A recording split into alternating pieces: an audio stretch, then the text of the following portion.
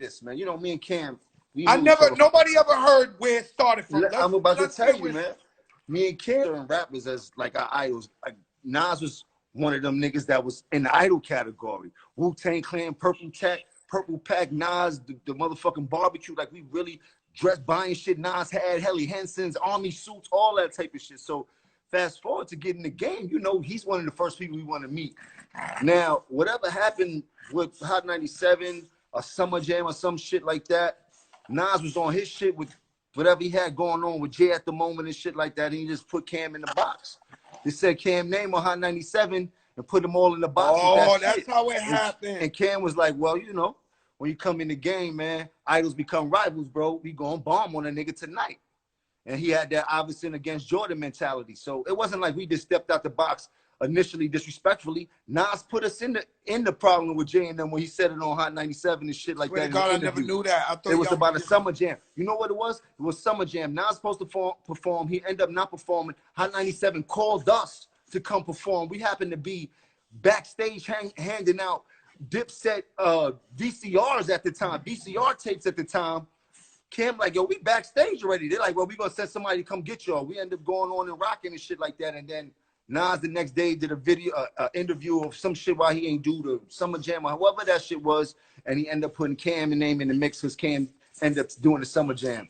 And that was that. But you know, at that time, Nas was orca big. Our back was against the wall. But one thing we did know how to do was fight. And we knew that this is a lifetime opportunity. We never going to get this opportunity again to go up anybody like this. Whether we get squashed or we don't, they going to know our name. And lo and behold. Yeah. Man, I didn't know that Nas put your name in it. I thought y'all was picking on Nas. We couldn't. How could we? We no, I'm just saying. Nah. That talk was, the talk was crazy, man. So I'm sitting there. I remember, I ain't even gonna lie.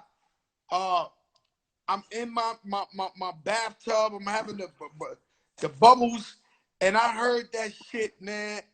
I almost cried. I said, nah, this shit out of control. Like, I can't be here. That was one of the reasons I moved to Miami. I was like, yo, this is impossible, my nigga. Like, I cannot believe. Hey, yo, Jim, you dip fresh in the house.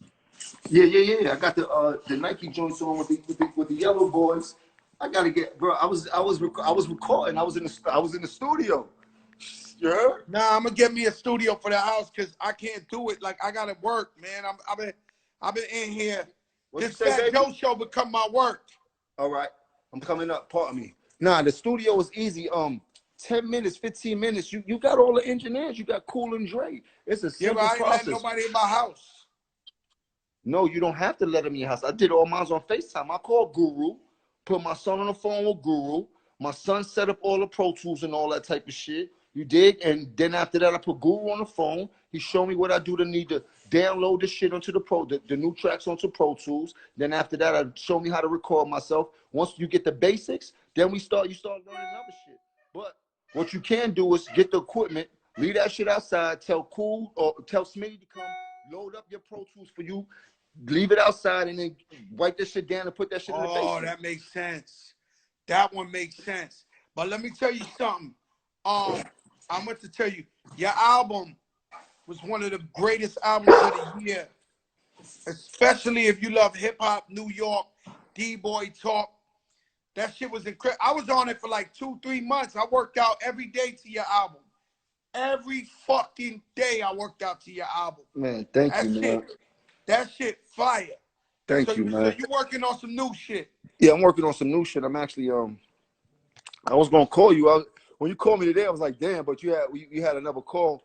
I'm gonna do next week. I'm gonna do a live EP. So a couple days ago, I recorded a whole song live on my IG. I see everybody doing verses and all that, but I picked the beat, wrote the record on IG, recorded it, and let the people hear it. So next week, I called a few producers. I was calling you for a feature. I'm going to get everybody to come to the studio live with me as I record a new song every day for the whole week and then put the EP out. And then I got a green screen in my house that I ordered, so I'm going to shoot some videos and stuff, go upstairs playing some of the cars and shit, get dressed, and just knock that whole shit out like that. Since we stuck in the house and everybody doing everything viral, so I'm going to just give them a whole a whole real viral experience, because most people want to come to the studio and experience what a rapper go through while he's in there. So I'm gonna just give him that feeling, and then I have a bunch of artists. That's a great idea. That's a great idea. You know, shout out to Fred the Godson, because when I see you, I see me. We think of Fred the Godson because we always bump into each other in the studio with Fred. We know Fred is out there fighting for his life. Yes, sir. Pray for Fred the Godson. One of my favorites. That's my favorite underground rapper in the world. Nah, bro, I say it all the time. You know, man, I put in a lot of hours with Fred, like for the past, I would say for the past 5 years. For the past 5 years, I maybe seen Fred 200 days out the year because of going to the studio in some way, shape, or form. So he's become more than a friend, and then like a brother. He got a motherfucking kindred spirit like